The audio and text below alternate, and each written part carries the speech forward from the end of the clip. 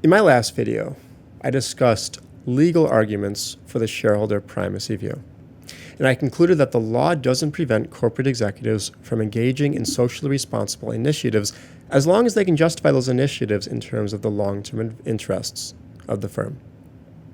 Now, this conclusion is extremely modest, and it is based on a consideration of different points of view brought to bear on an extremely complicated and often speculative question within corporate law. It's a safe conclusion rather than the most exciting one. Now, in this video, what I'm going to do is move on from legal arguments and discuss economic and moral arguments for the shareholder primacy view of corporate social responsibility.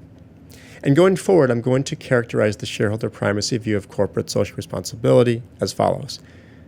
Businesses should seek to maximize profits while following the law and not engaging in deception or fraud, and they have no social responsibilities beyond that.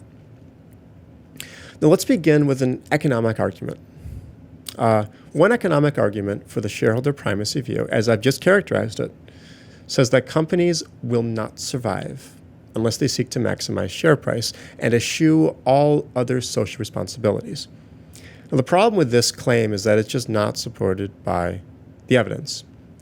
And I'm just going to directly quote Professor Lynn Stout again. So Stout writes, researchers have spent decades and produced scores of studies seeking to prove that shareholder primacy generates superior business results.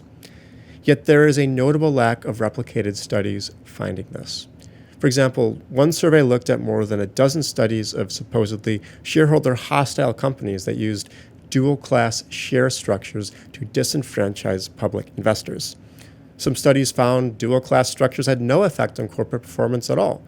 Some found a mild negative effect, and some studies found a positive effect, in one case a strongly positive effect, exactly the opposite of what shareholder primacy theory predicts.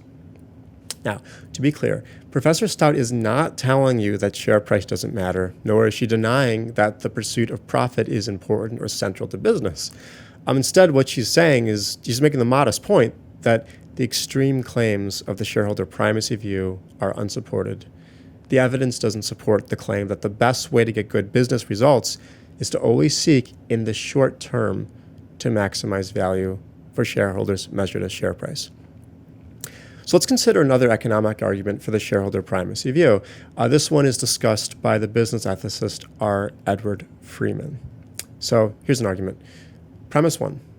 Corporate executives ought to perform the action that creates the most net well-being out of all the options in their option set. Premise 2. Seeking to maximize the wealth of shareholders is the action that creates the most net well-being for everyone out of all the options in a corporate executive's option set. Conclusion, therefore, corporate executives should seek to maximize the wealth of shareholders. Now, the argument is valid. If P1 and P2 are true, then C is true as well. The question is, are P1 and P2 true? I'm going to assume the truth of P1. My focus will be on P2. Now, P2 is false, and Freeman gives 3 reasons why it is false. The first has to do with something called negative externalities. There are many costs of doing business, and if I'm seeking to maximize my own profit, I will have an incentive to externalize those costs onto someone else, to make someone else pay those costs. And this happens when factories pollute the resources used by others. When they do this, some portion of the costs of doing business are now paid by those others who suffer negative health consequences or no longer enjoy the same quantity or quality of access to resources as they did before. As the existence of negative externalities demonstrates, seeking to maximize the wealth of shareholders is not the action that creates the most net well-being out of all the options in a corporate executive's option set. A problem called the tragedy of the commons exacerbates this problem of negative externalities. So imagine that I own a factory. My friend Gretchen owns a factory, and my friend Judith owns a factory as well. Suppose that our water source can support the use of 300 gallons of water per day. Now, if we use more than that, we will start to run out of clean water. As long as I use 100 gallons, Judith uses 100 gallons, and Gretchen uses 100 gallons, we will all be able to conduct our business. But if I'm seeking to maximize my profit, it will be rational for me to use more than 100 gallons, regardless of what Judith and Gretchen do.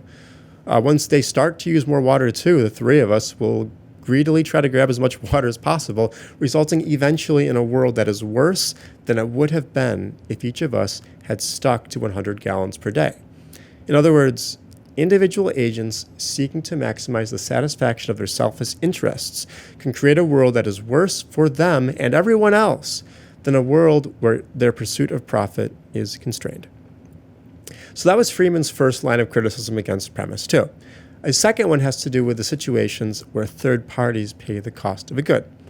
So suppose I produce screwdrivers and you wish to buy a screwdriver. The cost of the screwdriver will be a function of how much I want to sell it for and how much you're willing to pay for it. The price can be affected by competitors who offer alternative screwdrivers at lower prices. But suppose there's a third party who pays the cost of the screwdriver for you. When this happens, you will not be as worried about the cost of the screwdriver. When you have a health insurance company that pays most of the cost for a prescription drug, the price of that drug doesn't matter as much to you as it does without the health insurance company, and this results in wildly inflated drug prices because pharmaceutical companies aren't competing among themselves for the business of customers who are looking to find the best deal possible. So that's second line of criticism, and Friedman's final line of criticism against P2 has to do with monopolies.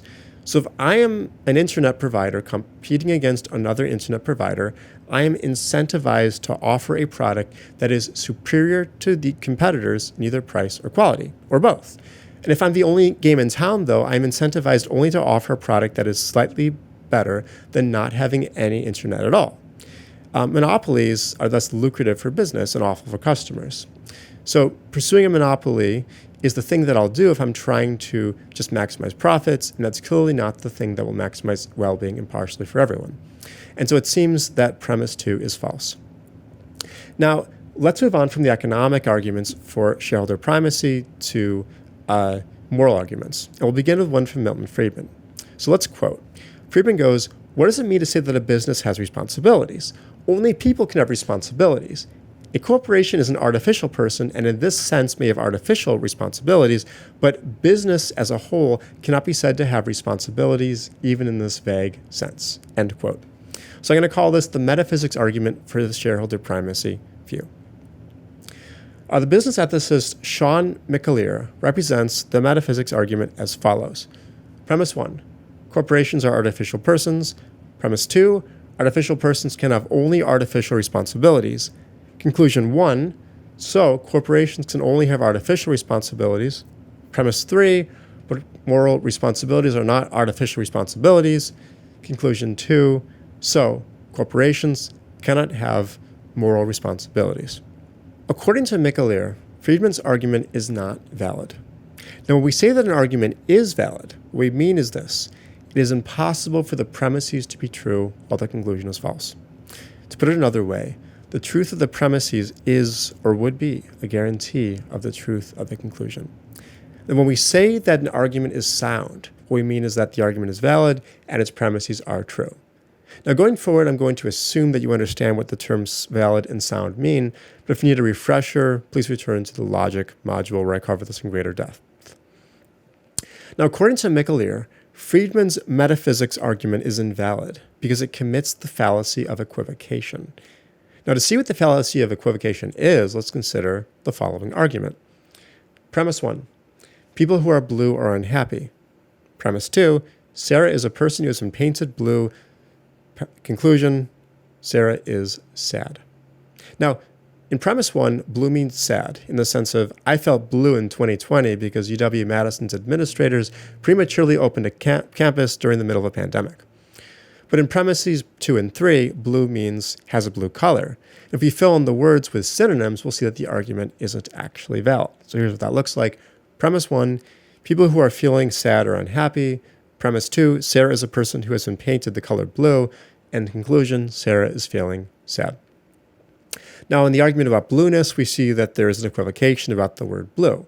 It looks like a valid argument at first, but in this case, appearances are deceiving. And once we understand that the word blue means two different things, we will see that the conclusion isn't connected in the right way to the premises. It is possible for the conclusion to be false even if the premises are both true. Now, let's see why Micallef thinks that Friedman is committed the fallacy of equivocation. Micallef alleges that Friedman equivocates about the word artificial in some cases. The word artificial sometimes means non-natural, and in other cases it means non-genuine. So let's do what we did with blue. Let's replace the word artificial with its synonyms and see if Friedman's argument is valid. Here's what it looks like now. Premise 1, corporations are non-natural persons. Premise 2, non-natural persons can only have non-genuine responsibilities. Conclusion 1, so corporations can only have non-genuine responsibilities. Premise 3, but moral responsibilities are genuine responsibilities. Conclusion 2, so corporations cannot have moral responsibilities. Now, I think that in this case, Micallef was unfair to Friedman. Although he is correct that Friedman was using two different definitions of the word artificial, when we fill in the blanks, we'll see that the argument is still valid. But validity isn't everything. And to say that an argument is valid is to do no more than to say that the argument has the right connection between the premises and the conclusion. The other thing we need to figure out is whether the premises in the argument are actually true. A sound argument, to review, is a valid argument with true premises. So, to assess the soundness of Friedman's argument, we need to assess the truth of premise 1, premise 2, and premise 3. Now, premises 1 and 3 are relatively uncontroversial, so I'm going to set them aside. The real question is whether premise 2 is true. I'm ambivalent about number 2. It seems bizarre to me to think about a corporation as being the sort of thing that has responsibilities, but it seems equally bizarre to think about corporations as being the sorts of entities that have rights. Yet, we have decided that corporations genuinely have rights, including rights to religious freedom in some cases. So it's really any more strange to suppose that corporations have responsibilities than to suppose that they have rights? I don't know. But at the end of the day, the point is moot. Even if premise 2 is true and businesses themselves don't have responsibilities, we can still ask about the responsibilities of the individuals who work for businesses. So let's now turn to those. Let's turn to the moral responsibilities of those individuals. Now, I discussed what is commonly known as the agent principle argument in my last video, so I'm going to skip it and move on to what is often known as the taxation argument. And it goes like this. Here's a quote from Friedman again. Insofar as his actions, in accord with his social responsibility, reduce returns to stockholders, he is spending their money. Insofar as his actions raise the price to customers, he is spending the customers' money. Insofar as his actions lower the wages of some employees, he is spending their money. If he does this, he is in effect imposing taxes on the one hand and deciding how the tax proceeds shall be spent on the other. End of quote. Now, as before, my first step in assessing the argument is to reconstruct it. So here's how we'll do it. Premise 1. If a corporate executive engages in a socially responsible project, he or she will spend money that otherwise would have gone to stockholders, customers, and employees. Premise 2. Spending money on socially responsible projects that otherwise would have gone to stockholders, customers, or employees is taxation. And premise 3, it is wrong in principle for corporate executives to engage in taxation. Premise 4, the practical consequences of corporate executives engaging in taxation are bad. Conclusion 1, therefore it is wrong in principle for corporate executives to engage in socially responsible projects. And conclusion 2, therefore it is bad in practice for corporate executives to engage in socially responsible projects. So the first thing to note about this argument is that looking out for the financial interests of customers and employees can actually be seen as a form of corporate social responsibility. And such activities diverge from the pure pursuit of profit constrained only by the law and a commitment to not engage in deception and fraud. So for this reason, it appears that Friedman has helped himself to premises that are incompatible with his overall conclusion. But to help Friedman, I'm going to reformulate the argument as follows. Premise 1. If a corporate executive engages in a socially responsible project, he or she will spend money that otherwise would have gone to the stockholders. Premise 2. Spending money on socially responsible projects that otherwise would have gone to the stockholders is taxation. Premise 3. It is wrong in principle for corporate executives to engage in taxation. And premise 4, the practical consequences of corporate executives engaging in taxation are bad. Conclusion 1, therefore it is wrong in principle for corporate executives to engage in socially responsible projects. And conclusion 2, therefore it is bad in practice for corporate executives to engage in socially responsible projects. Now, this argument is valid, but is it sound? It is not. And this is because P1 is false. So suppose that a corporate executive poses a new project with the intention of devoting a percentage of the money it generates to environmental charity.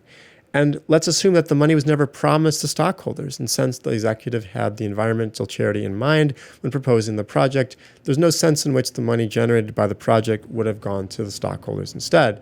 So at least some of the time, socially responsible projects do not involve the spending of money that would have otherwise gone to the stockholders. Let's grant 2 for the sake of argument. Now, Friedman gives 2 defenses of premise 3. The first is that in governments, there should be a separation of powers between those who write policies and those who enforce them. And this is why in the United States, there is a difference between the legislative and executive branches of government. The second is that taxation without representation is wrong. This is among other reasons why the American Revolutionary War was fought.